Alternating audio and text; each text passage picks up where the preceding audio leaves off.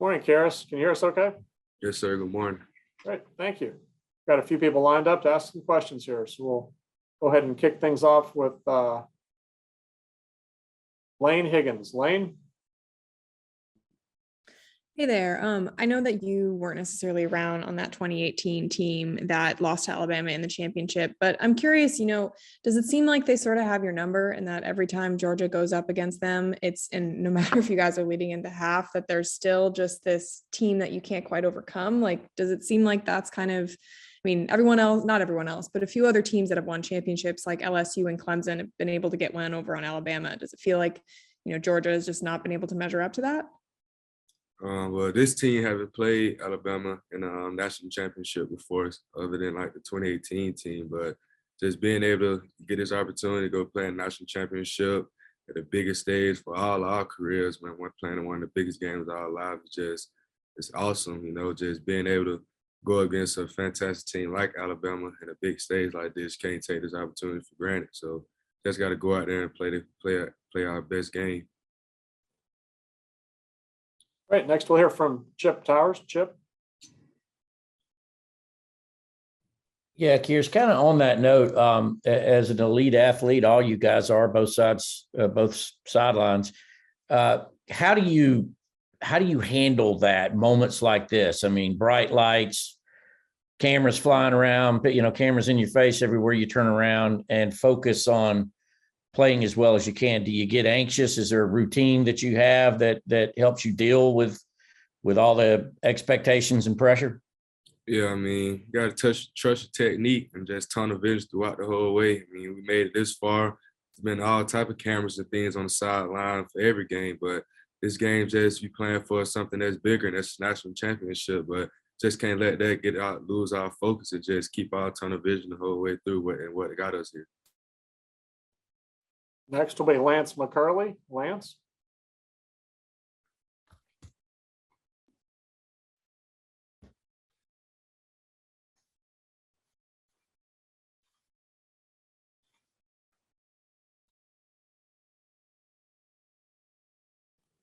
I think we have lost Lance. Let's go to Anthony Dasher. Anthony?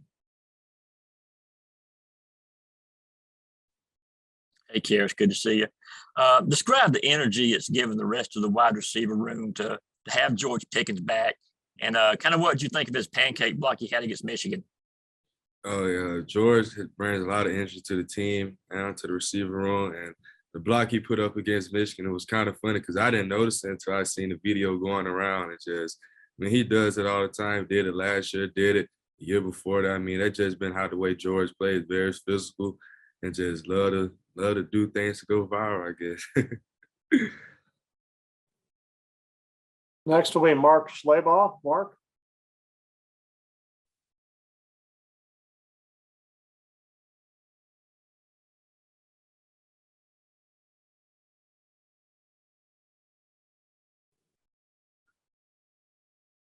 Mark, you there? Kearis, can you hear me? I hear you. Sorry. Being a kid from Georgia, guy from Georgia, what would it mean to be part of the team that ended the 41-year drought for you personally?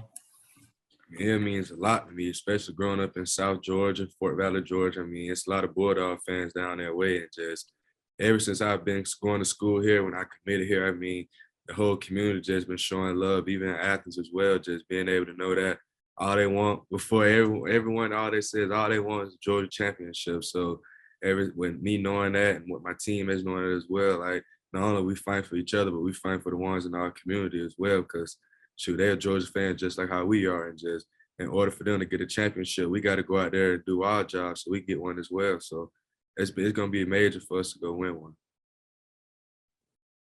Okay, let's try Lance McCurley again. Lance?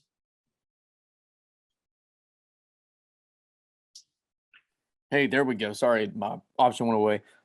Hey, Kearis, how important is it to have guys like Ladd and Brock and, some of these other guys who have helped that, especially when you guys have dealt with a lot of injuries at the receiver position this year?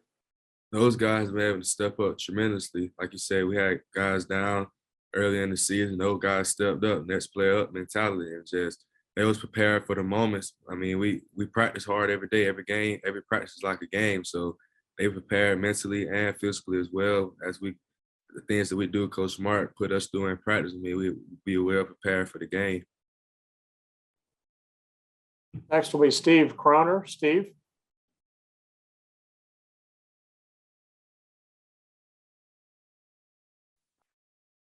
Kearis was wondering, at what point in the season did you realize, maybe even before the season, that Brock Bowers would have as big an impact on your offense as he has? And is there one specific play, either in practice or in the game, that really stands out to you about his play this season? I knew Brock Brown was going to be a playmaker back in the fall camp. I mean, he was out there making plays. I mean, he reminded me of Travis Kelce, how the way he was just making plays, you know, like just having a tight end like him has been a huge tradition to the team. And just that play versus Bama in the SEC championship game, he had caught the ball, broke like 3-4 tackles and ended up scoring. I was like, yeah, he a dog. But he's been certified in my book, and just the way he plays is he's a dog. That's all you can really say. Fair enough. Thank you. Next will be Dennis Dodd. Dennis?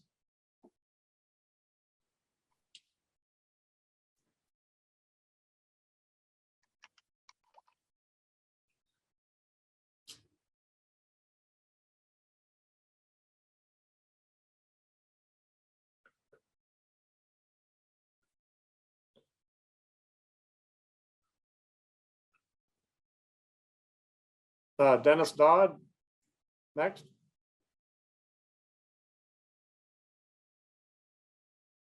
There you go. You need to unmute me. Oh, you left again. Can you hear me? Hello? Yeah, Dennis, we can hear you. Okay, yeah, you didn't unmute me. Yeah, Kearis, real quick, could you describe briefly the walk-on culture at Georgia? Do they dress in a different place, stuff like that before practice? And what kind of confidence does it take from a guy like Stetson Bennett you weren't there, but to step on campus and believe, I can be the starting quarterback at Georgia? I don't know where you get the dressing part from, because we all a team here. We all dress in the same locker room. We all treat each other the same. I mean, one has a scholarship, one doesn't have one, but we don't look at that as any makes anyone bigger or not. But Stetson, I mean, he came in as a walk-on, came back, was on scholarship. I mean, he worked his way up. I mean, he didn't listen to everyone who was down him. He just kept his head down and kept pushing and kept chopping. I mean, everyone has the ability to make plays, and just it's all about the opportunity you're given. He made every opportunity the best. Thank you. Next will be Steve Hummer. Steve? There we go. Hey, Kearis, a couple of historical type questions. I'm wondering, as a Georgia receiver, for example, how tuned in are you to the legend of Lindsey Scott? We're just proud of what's going on. And just as a receiver, we just have to see what's going on, and that's just the most important thing for us, to just focus on what's going on. Well, as a member, he was a member of the 1980 team, and how much does that team get brought up to you guys even now? It gets brought up pretty often, just knowing that was the last national championship that was won at Georgia, which has been for like 41 years from now, and just knowing that that's the goal, is just to win a championship here, and just hearing those names and things like that going on just kind of motivates us that, I mean, we have the team to do it. And like, it's the year now with the opportunities right here in front of us, January 10th, we have to go make a statement so we could be the next ones that people are going to be talking about, the 2021 team. Thanks. Next will be Andrea Adelson.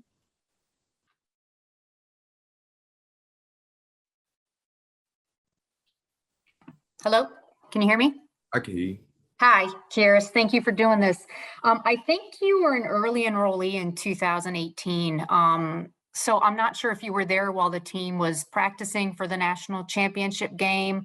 But if you were, what do you remember about that time? And then what do you remember about watching the game and maybe some of the disappointment in the result? Yeah, I was here when it was practice for the national championship, and just being a part of the team just for that short amount of period, like for a whole week. I mean, I feel like I was a part of the team, feel like I was getting ready to go play, but that wasn't the story, but just knowing the work that those guys put in that week. I was a scout team member, so I just felt like I was just trying to get my best look, just try to push myself to that I'm going against one of the top defenses in the country, and just knowing that they was getting ready to go play a national championship game made me feel a part of the team as well. But I mean, just going back home after I was practicing, just being able to watch the game on TV kind of fueled myself that, man, like, in the next few months, I'm about to be in those same colors with those same guys that can be playing for something that's bigger than I ever expected, like, which is a national championship. And today has finally presented itself that I'll be playing my first national championship. So it's been like a dream come true and a journey as well. Thank you. Next will be Michael Casagrande. Michael? What kind of competitor is Kirby Smart? And do you have any memories, any stories about him in practice that kind of shows his competitive side? I'm pretty sure you can see his competitive side on the sideline every time they flip the camera on him during the game and stuff. Like, he's always hyped up. I mean, he got a competitive mindset. I mean, that's what I like playing for Coach Smart. I mean, he's always been a competitor. I mean, he lets us compete in practice as well by letting us go good on good, just showing us what we got and what we're capable of doing. I mean, when you do that with competitor versus competitor, I mean, all you're doing is sharpening iron. And that's what Coach Smart preaches every day, compete. Next will be Mike Griffith. Mike? Hey, Kearis, talk a little bit about your journey. I mean, I guess we've seen you go through just about everything too, tailback reps, hamstring, wrist injury, go-to guy, 9 catches, 147 yards, return guy, and now a blocking receiver playing a smaller role maybe with the ball in your hands. Talk about that perseverance and how have you maintained such consistency going through all those different things in your career? Yeah, I mean, I pretty much said that started when I was a child. I know my mom was always hard on me, things like that. Everything is not going to go your way. And once you hit adversity, you just got to know how to respond with it. And my mom always just taught me to just keep your head down. Don't let one injury or one bad downfall define who you is as a person. And like knowing my role is a little bit smaller this year, I still take it as like I'm a major key part of this team because I am. And just knowing what I'm doing for this team, I'm playing my role, just being there for my teammates. That's the best thing I could do right now, and I'm enjoying it. And so far as us to play in a national championship, so it's just not what I can do as a person, but what can we do as a team. Next will be Connor Riley. Connor?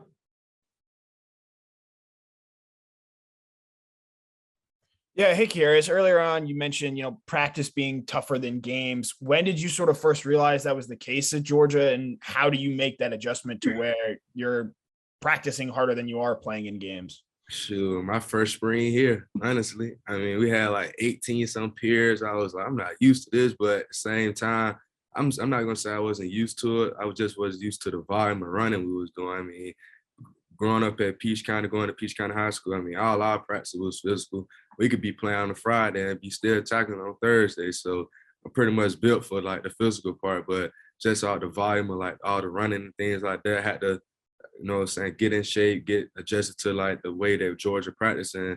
I mean, I just wasn't too far behind when I got here and things like that as far as terms of being physical, but I did have to like learn how to push myself a little bit harder, be able to sustain reps, sustain practice time, because everything gets a little bit longer and once you get in college and things like that. So it's just been like pretty much an adjusting way that I was prepared before I got to college as well.